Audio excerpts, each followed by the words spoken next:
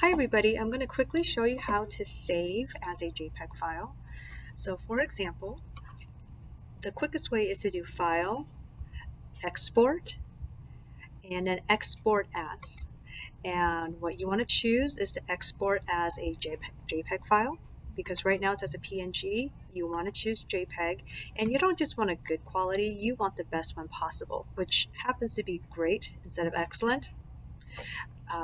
But if you prefer excellent just because it says excellent, then go ahead and choose it. And then you click on export, and then you save it to wherever you need to save it to.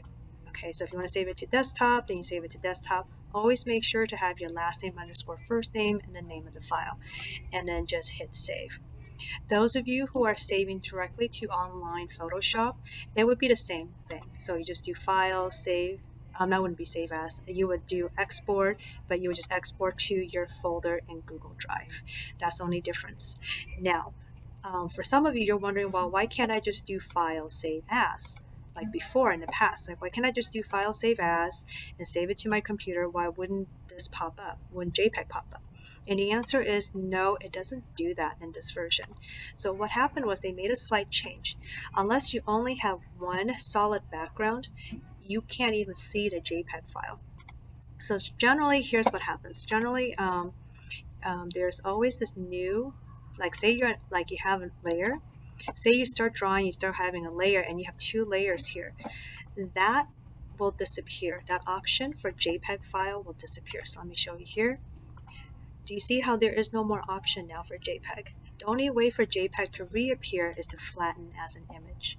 So if that's what you want, you can always come over here, just right mouse click, and you can flatten the image or merge visible. Basically, you're back down to just the background layer to make that JPEG option appear.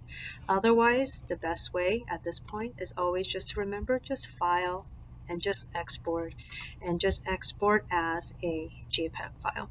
And always make sure to choose excellent.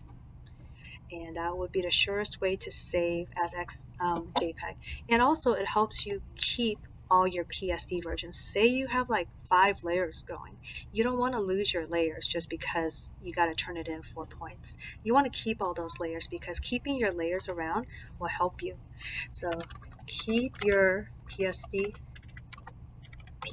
file always with your layers. It'll help you on your final. Okay, so don't ever delete your layers if you don't have to. If you can keep your layers, save them because they will come in handy down the road in the future. Let me know if you have any questions. Thanks for watching.